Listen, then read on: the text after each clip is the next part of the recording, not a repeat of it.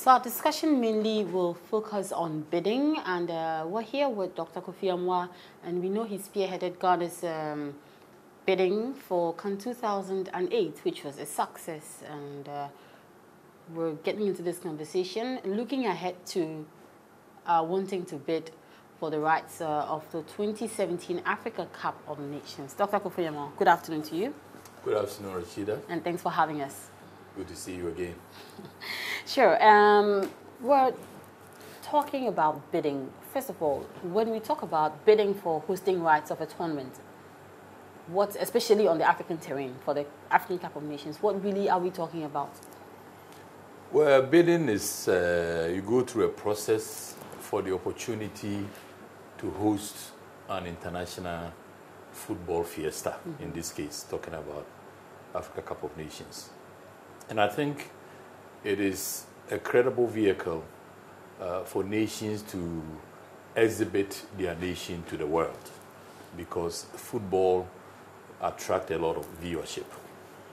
So if a nation is talking about finding a platform to brand itself, if it's calculated properly, we in Ghana can use football to be on the international stage, exhibit a part of our culture, exhibit our organizational prowess, and also use as a vehicle to boost tourism. I remember during the CAN 2008, a lot of, shortly after that, the Ghana Tourism Authority said that tourism numbers have increased, partly because of that platform that we had that made people like us. So I think it is good to bid, but I don't know if you want me to continue, but what I would say is that it is also very expensive. And because it's expensive, a nation needs to do a good plan, a good analysis, to really clearly understand the type of investment that has to be made, the enormity of the investment, because you're talking about accommodation. Do you have enough accommodation for all the people who are coming? And if you don't, what arrangement do you make? Sometimes the arrangement that you have to make will be expensive. Transportation, you have to move people around. If, say, you are hosting in 4 different cities of your nation, you have adequate public transport to take them there. If there's a deficiency there, you must fix it. Accreditation, and most importantly, security. Because now you are having hundreds of thousands of people coming into your country. Their welfare must be important to you. And security, I remember come 2008, we had the Ghana Armed Forces, the immigration people, national security, the Ghana Police Service. Everybody was involved. As a matter of fact, the Ghana Police Service, we sponsored one of their people to go to Germany. At that time, Germany was about to host the World Cup, to understudy what they have done to prepare to secure the tournament with all the millions of people coming. So, my sister, it's a noble enterprise, but it's also expensive. But if you do a proper cost-benefit analysis, then it can indicate to you whether you should go ahead or not. I see. I'm sure you've started even already elaborating on the processes that you need to go through to be able to get or to win a bid. So let's get into that one. Well, number one, once the nation decides that my cost-benefit analysis shows that it is a positive, I may have to spend, in the case of Ghana, when we host, about $300 million. What am I going to get out of the $300 million? Now, in this arena, a portion of that is what we call social investment. It is an investment a government makes that goes to the betterment, the enhancement of the lives of the people, the happiness of the people. It doesn't necessarily say that the return on the $300 million investment is going to be $50 million. So a component of that is in the social arena.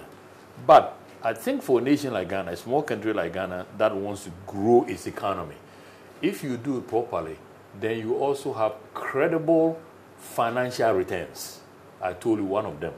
We did it in such a way that it put Ghana on the map, so the tourism numbers went up. More people came after the tournament because Ghana has been exiled on the map. And when people come as tourists into your country. They come with their monies in their pocket. They will stay in hotels. They will eat in the restaurants. They will take taxis to go around. They may buy trinkets. They may buy some kente cloth, some trinkets. Artifacts. Yeah, artifacts. So all these things will be monies that will be left behind when they leave. So it goes to enhance your economy. So it is positive.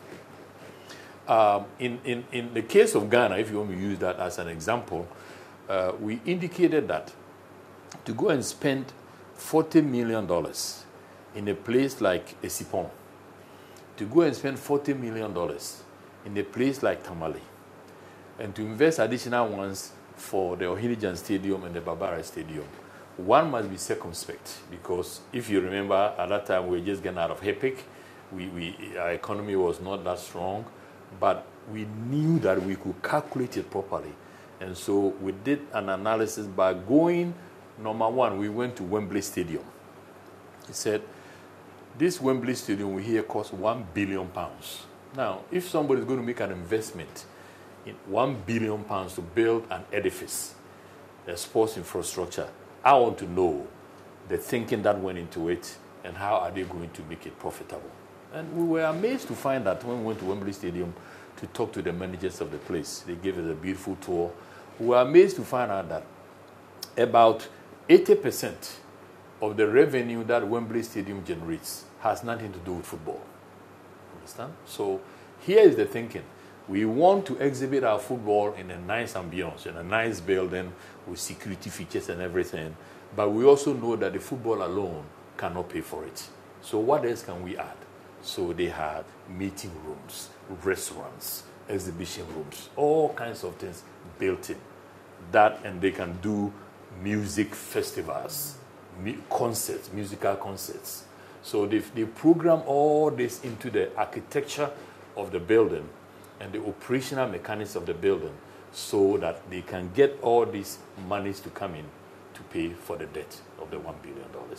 So when we saw that, and we also knew that a lot of the African countries that had hosted the Cup of Nations, like Mali, when they finish the tournament, the stadiums are left unmaintained, goats and chickens were running over, and we didn't want that to happen to our country. We didn't want to invest and create white elephants. So we said that, okay, the brand new stadium that we're going to build in Esipon and Tamale, we will include hotel facilities. Okay? The way the stadium is built, you know, the seating, so underneath there, the architect was able to design 40-room hotel attached to it. Now, this 40-room hotel is a business, you know. If it's run properly, then it can be a profitable business. And that profit can go to maintain the place. We also designed shops. We said, okay, Ghanaians, we like these kind of shops, especially the one in Kumasi, right in the center, then the one in Accra. You know, so we designed shops on the ground floor there that can be leased out to our mothers who would like to trade and our sisters who would like to trade. Nice environment with lighting and everything, plenty of parking. So if there's no football tournament, these shops can be there to serve the people in the area, and they will pay rent, and that money can also add up to going to maintain the place. We designed meeting rooms. We said that these buildings are in areas where there are businesses, conference rooms, so people can come and use this place. We did all that and convinced ourselves that if we build these edifices and we do these things properly, there will be no need for tax revenue, the people's money, to go back to maintain it. It will be self-sufficient. Now, once a nation has done that, and you want me to talk about the bidding process. Now, at CAF, you have 12 executive directors. These are the people who are going to meet to decide who we are going to pick. And of course, they also send their inspection teams to come and see your environment. You also have to do an undertaking. The government, the president himself, has to do an undertaking that you provide security free of charge. You do this, you do this, you do this. You allow us to repatriate our materials we bring, whatever monies we have to repatriate. So all those things are written down. So clearly, a nation knows the commitment it has to make. you know, and then you start doing your lobbying. In the case of Ghana, one of the reasons why we won is because we told the then president Kufuor and his ministers that if you wanted to do this, this is what you're going to have to spend. And before you go and bid, please make sure you have the money, and otherwise it will be an embarrassment coming. But if you do it with, these are the scenarios that we have dreamt about, that if after the investment, if we do these things, it will be a positive to the economy of Ghana. The events hosting, young people who are looking for different kind of job. You know, football is an industry. It can really cascade into a lot of things that will create job for your young people who are interested in the football field. So we were comfortable and confident that if Ghana won and we spend this money, it will be a plus to the nation. So our presentation in Egypt, Cairo, to the CAF executive was very thorough, very, very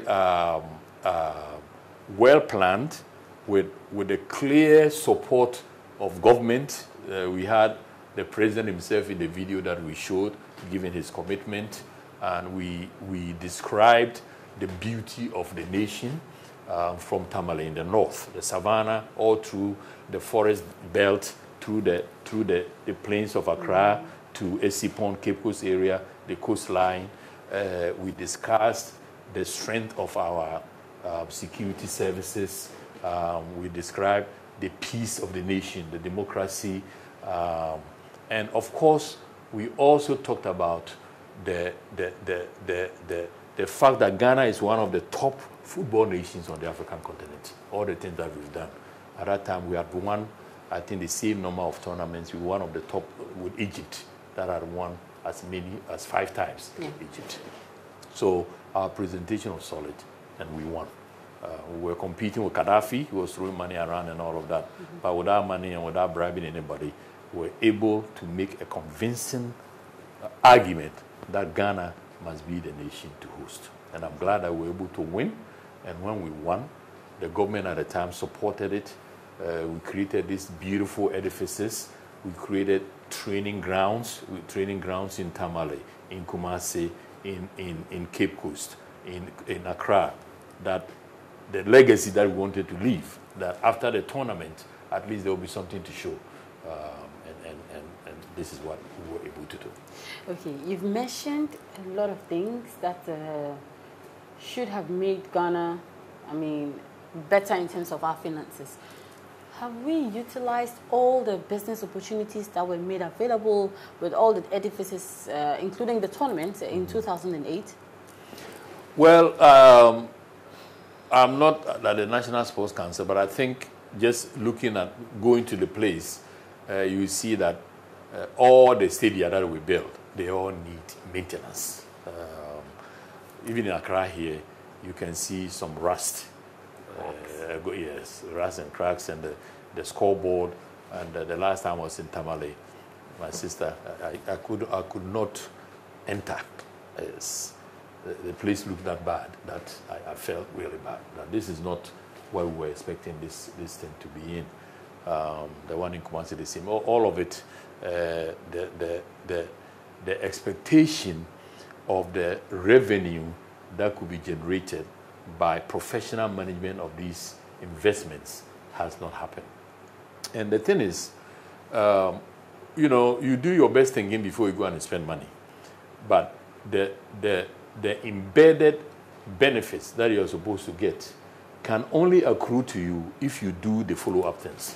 And after the tournament, the LOC Secretariat put together our advice as to going forward, how these stadia must be handled, to put into the hands of professional management companies, either on a lease basis, joint venture basis, on an incentive basis, and all of that, to make sure that it doesn't sit there and rot, And unfortunately, this is what has happened. And I know for a fact that this present Minister of Sports, when he had that weekend seminar he invited sports people, and I went. I brought this up and told him that we've given you a blueprint, and the built-in stadium in Esipon has never been finished. The one in Tamale has never been finished.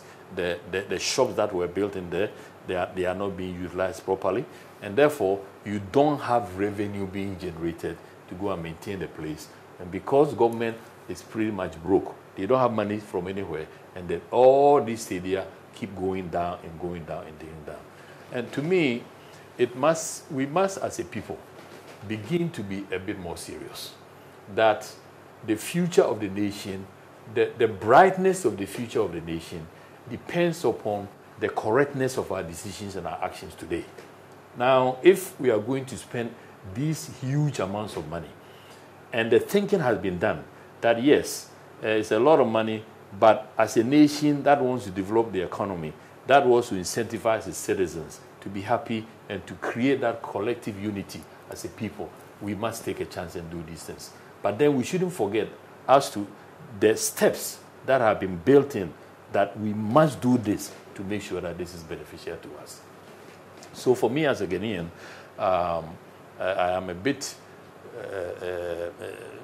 mixed feelings that something was done that was beautiful for the nation, positive, put us on the map.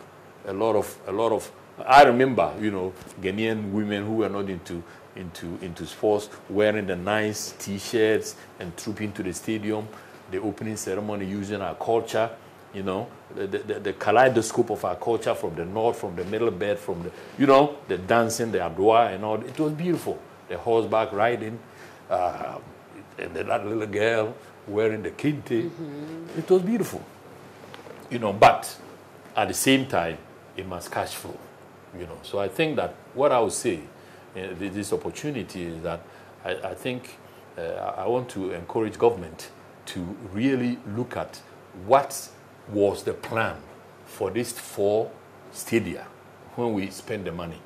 And that even if the part of the plan is outdated, it can be modified a little bit. But let's go back and make sure that we put into operation all the positives that went into the design of these facilities. Otherwise, we're going to have to borrow money from somewhere to kind of maintain it, and that's not wise. Let's just say that we spent about $350 million in putting together CAN 2008. And now, on a scale of 0 to 100, percentage-wise, tell us, how much of it do you think that we've been able to get back? I mean, the money we spent doing this. Well, my sister, as I said, some investments have a social benefit component, that you do certain things to create unity for your people, to make them happy, to bring a bit of global adulation to the nation. That Ghana is a shining light, and that tournament was beautiful. So the benefit of that is not quantifiable in money. But in terms of direct money, cedis or dollars that may have accrued to the economy through CAN 2000, I cannot put my figure on it, but I can say that one of the things I mentioned is the growth in the tourism numbers. That too, if that area is also being done, as more people come, more people also come. We did do some investments in roads, new roads leading to the stadium that are still there. So those are of benefit. And I would say that maybe the stadium has been there and it has inspired some people in various forms. But all I can say is that from us, from the LOC, we quantified in numbers, if we do it a certain way, give this stadia to event management companies who know what they're doing, who have made a lot more money. That one I'm sure about, but we didn't do it. I see. Sure. Okay. Now we want to go into CAN 2017, but before then, a few lessons that we have learned from 2008 that we can take into 2017. Well, as I said, the lessons are clear that before you go and invest public money, the people's money, in something like this, and a lot of times these kind of investments are huge, do your best thinking in the front end. why am I going to spend this amount of money? And if I spend this amount of money, how am I going to get it back? Even if I'm not going to get all of it back, the portion that I can get back, what do I have to do? What are the steps? What are the policy mix? What are the tasks that we must do so that it doesn't become just a negative, but the positive is also realized? That's number one. But number two, for me, and I've already made my views known, that I think Ghana going for the bid for 2017 is misplaced priority. Because I told you, this 350 million you're talking about, some of the good things that were supposed to come have not materialized. Like? Why don't we go to Tamale and look at the 40 hotel rooms that were designed and finish them? And then also maintain the equipment in there properly and make sure that it is managed properly. Put this edifice, this huge edifice of gargantuan investment into the hands of capable people so that it will be a catalyst in the Tamale area for generating other businesses, other economic activities, and add to the economic development of that area. Why don't we do the same thing at Esipon? The 40 rooms that we designed into the structure, which is left abandoned, you know, why don't we go in there with the little money, finish them as a hotel, put them in capable hands, and do the same thing so that that 40 to 45 million we spend there will also inure to the benefit of the economic development for the people in that area. I think if we do things, if we are going to do projects, and these projects are supposed to be catalysts for regeneration of economic activity, please, it's not going to do that by itself. The building sitting there is not going to do that by itself. It's through our own management and activities, and that's what we should be doing. And I think that, obviously, if Ghana can bid to win, to host, and we are hosting in a way that is going to add to the economic development of the country, that is going to add to putting Ghana on the map, that is going to help us generate additional tourism numbers, I have no problem with that. But I think that it is suicidal, it is criminal to invest the people's money and not finish it the way it's supposed to finish so that it will benefit the people. And you haven't done that, you haven't finished that, and now you're going to do it something else again. I think, for me, I'm one individual citizen. If some people have looked at it and they think otherwise, I wish them well. But for me, I think that we need to be circumspect. We need to be step function.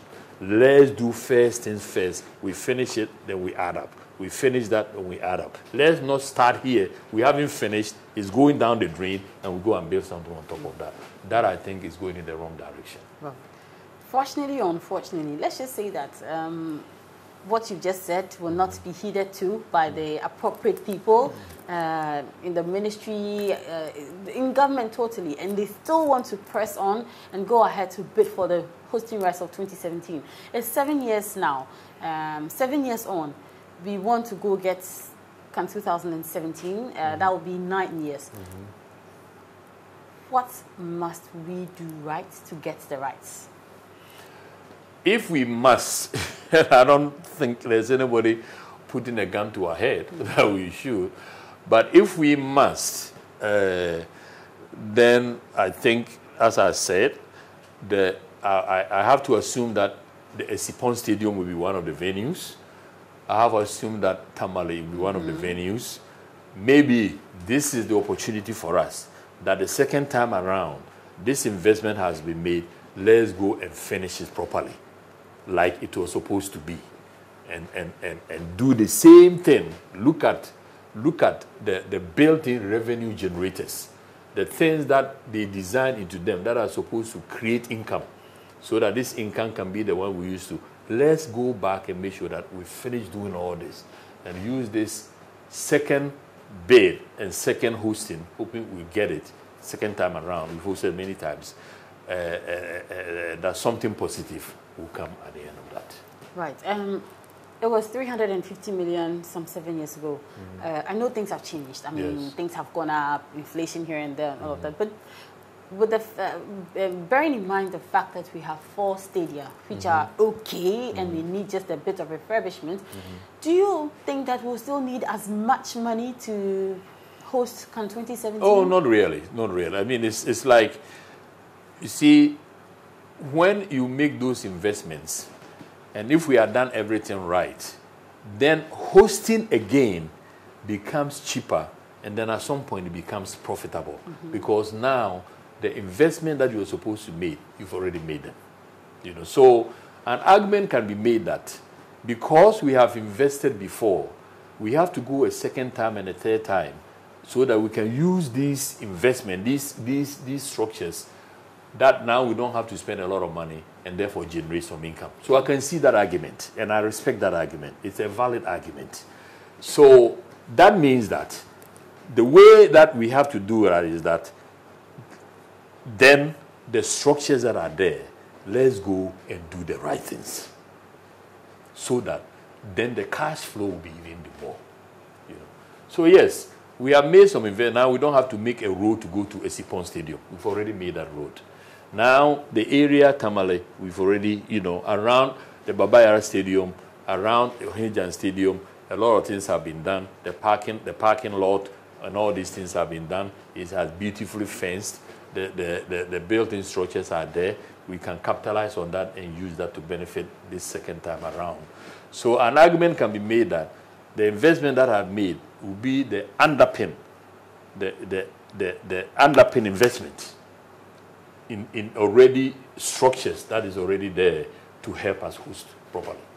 You know. So I want to balance my analysis of this, that yes, if you do the investment right the first time, then the second time around, you don't have to do the same investment. But if you are now going to build a new stadium in Cape Coast, which I think has started, and I heard that we do a new stadium at Ho, as much as all these places, yeah, we have 10 regions in Ghana. If we have the money and we do things right, and at the right time we have 10 stadia in all these regions, a stadia in this region, it will be beautiful. You know, I mean, football and sports is something that Ghanaians like, that brings us together as a people. The tribal things vanish. So we celebrate our oneness, our Ghanaianness, you know, our cultural diversity, the rich culture and tapestry from all the different regions of Ghana and different ethnic groups of Ghana come together when we have these kind of festivities, and it can be beautiful. But let's be circumspect and do things the right way. Put them in capable hands. The key here, please, people in government, select people with the expertise who will do the right things, so that these huge investments will be managed properly and it will inure to the benefit of the growth of the Ghanaian economy and all Ghanaian citizens. Okay. Now you're talking about people with the right expertise. Now, that's quite broad. Are we looking at management? Are we looking at churning out a lot more revenue from the investments? What kind of expertise are we looking at? In what areas? Well, my sister, every business has certain skills that are required to be able to operate that business properly. Now, a stadium is an edifice that is used for sports and other entertainment activities. So you must have the people who are managing these people understand these industries. They must understand the football industry. If I have a stadium, the way that I make money from football is to have football matches. And when we have the football matches must be entertaining, so that people will come and watch. When people come and watch, they will buy tickets. So we have revenue. If the football matches are interesting, people will watch them on television, even though they are not there. The eyeballs that you attract to your television sets because of the beauty of the game is the one that gives you the advertisement revenue. That the Coca-Cola wants to advertise because you're playing. That Western Union wants to come and advertise because you're playing. And then you can charge them huge amounts of money. That's how you make money. So the people who are going to manage this kind of thing must understand that. Now, we also designed it in such a way that with the proper covering of the pitch, you can have musical concerts. So if you're going to have musical concerts, the people who are going to do this must understand that. Musica, my friends in music, you're always struggling. These are some of the areas that we need to have the events management companies of the world. And we did invite some of the top ones in the world to Ghana when we were doing this in 2008. We were very broad-minded to really research and open up the country to all kinds of areas that impinge on this. I told you we went to Germany to understudy them. We went to Wembley Stadium to understudy them.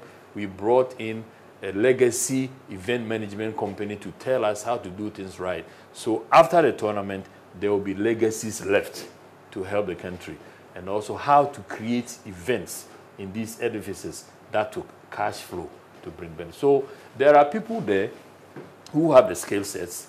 And for us as Ghanaians, even if we don't have, and I think today we do have, multiple concept and all these things, people who put together the Ghana Music Awards and all that, maybe they need to buy a few model equipment and here, and they can do these mega concerts, collaboration of Ghanaian artists and outsiders coming in here. You can film them beautifully, make videos and distribute them. Videos is what makes money in the world. Something is happening at Accra Sport Stadium, is being viewed across the world. Streaming on people's telephones. So there are people who understand these things, and these are the people, I think, going forward into the future, that our public sector people who are in charge of hiring the right people, I think they should do the right thing and help the country move forward. Putting it bluntly, are you then do you then disagree with the fact that the 4 national stadia have been entrusted into the care of the National Sports Authority? Well, I will not disagree with anything that works. If over the years, in the history of managing our sports assets, our stadia, our pitches, whatever, putting them in a certain entity, it has been beautiful and smooth running and cost effective, then we continue. But if it hasn't, then it means we must say time out. There's something we are doing wrong. Maybe the organization that we are entrusting this thing to, maybe this is not the right time to do that. Maybe let's try the private sector. Maybe let's have an arrangement with a company that we share revenue after a certain cost. They have responsibilities to engage their skills in producing a certain level of income. And after that income, which is the threshold to either pay for the investment we made, get some little profit or enough money to maintain it, anything above that, we can share with them. We can have an arrangement like that, And therefore, then the person or the company that is managing it, they have their skin in the game. They have to accept certain financial responsibilities. And it's only if they do it properly that at some point they will make a profit. And it goes to help all of us. But if we do it as this is the people's property, it makes no difference whether we make money or not. Look, at the Kumasi Stadium and Accra Sports Stadium, the LOC created viewing stands that we rented out for $250,000 just that period. Okay? When we were doing it, people thought no, but they were oversubscribed. And companies do this all around the world. Companies will rent these places and bring their customers to view a beautiful football match in a beautiful ambience, drinking their champagne, being happy and all of that. So we must understand when we go into this field. Now, the way we created these areas was beautiful. I have pictures of it. You go there now, you cry. The furniture we put in there have been stolen. The TVs we put in there have been stolen. The place has been abandoned. Why do we do that? Why do we create progress for ourselves and then we ourselves go and destroy it? So you're talking about putting this thing in the hands of the National Sports Authority. It is them who manage these places. So who took those things out? Were there no security? Don't we have security to secure the properties in these places? It costs us money to put it there. Even though we made a profit, we was able to market it properly, package it in a certain way that it was attractive You know, there were 3 oil companies from Nigeria. I remember a week before they started, they were, oh, Kofi, please, you got to get us one of those. As I said, they've been gone. They are paid for. They were begging. They had the 250,000. You create wealth with your mind. You create wealth with a concern to help to change the lives of the people. And if we are going to spend 350 million people of the taxpayers' money, please, let's do it properly. We've already invested the money. Let's manage these edifices properly. Let's put in competent people so it add up to the development of the Ghanaian economy to the benefit of all citizens. I'm wrapping up on this conversation. My very final question to you. Again, we haven't reaped the full benefits presented to us by 2008. But again, in 2017, there's been a lot of dynamism. It would have been 9 years on. Business opportunities, one day, once again, surface, one day become even more, one day become even bigger than they were in 2008? Well, it's possible. Any international event is a big business event. Sports is big business. And therefore, anytime you're hosting any level of a big international event like Can 2008 and Can 2017, a whole continental fiesta is a huge business opportunity. And therefore, I think if we are going to do it, you know, I remember in 2008, we set up committees. There was the business committee. We had people from all the big businesses. I remember one company writing a check for $400,000 to support us because they believed in that. And so if we're going to do this, and I'm sure that the people that the government has selected to handle this, they have the capacity and the skills to do it properly. And, you know, I have no problem with that. I wish them well.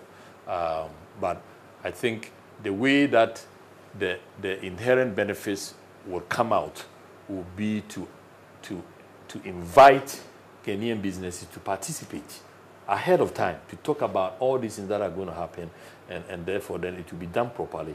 And a lot of jobs were also created. I mean, women who were coming to sell their food and all of that. You see, it's a celebration of a piece of us. If somebody comes to Ghana and they buy a piece of cloth or they take a T-shirt with Ghana in it, they are taking pieces of Ghana into other countries. They are spreading Ghana across the world for us. And therefore, I'm one of those people who believe in these kind of things. The only thing I'm saying is that we must be circumspect to realize that this is a huge amount of money that we are spending and that it can benefit us only if we do it the right way. Okay. Dodu, I'm